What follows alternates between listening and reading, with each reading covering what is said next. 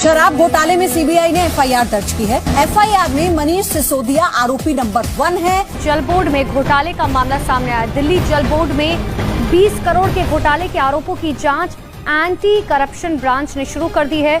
दिल्ली सरकार के अधीन आने वाले जल बोर्ड के अधिकारियों और बैंक अधिकारियों पर घपले का आरोप भी लगा है। खुद को कट्टर ईमानदार कहने वाले अरविंद केजरीवाल अब नई मुसीबत में फंसते नजर आ रहे हैं।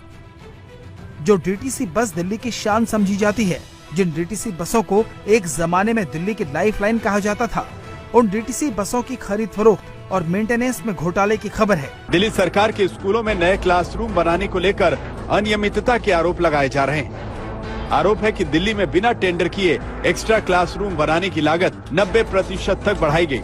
टेंडर के वक्त जो बजट था उसे अवैध रूप से 17% से 90% तक बढ़ा दिया गया। 500 करोड़ रुपए का अतिरिक्त खर्च बिना टेंडर के मंजूर किया गया।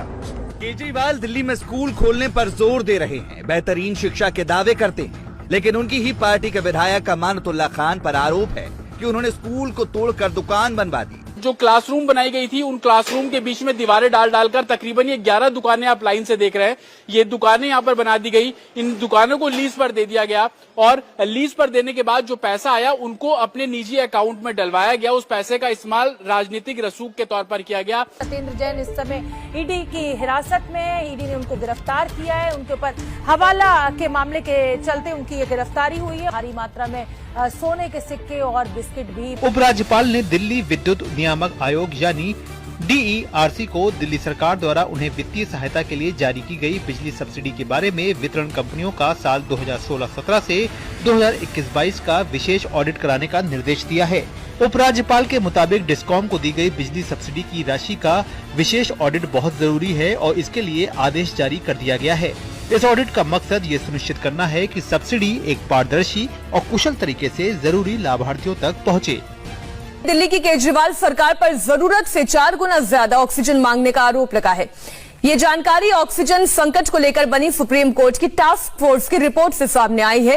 रिपोर्ट के मुताबिक देश में ऑक्सीजन संकट के दौरान दिल्ली सरकार द्वारा 1140 मीट्रिक टन ऑक्सीजन की मांग की गई थी, लेकिन उस वक्त दिल्ली को केवल 279 मीट्रिक टन ऑक्सीजन की ही जरूरत थी। दिल्ली में हजारों करोड़ के राशन घोटाले का खुलासा हुआ है, जिसके बाद केजरीवाल सरकार निशाने पर है। राशन घोटाले का यह खुलासा CAG की रिपोर्ट से हुआ है। रिपोर्ट में कहा गया है कि गोदाम से दुकानों तक राशन की ढुलाई जिन गाड़ियों से की गई, उनके रजिस्ट्रेशन नंबर की पड़ताल से पता चला है कि कोई नंबर बस, बाइक और 3 व्हीलर के हैं।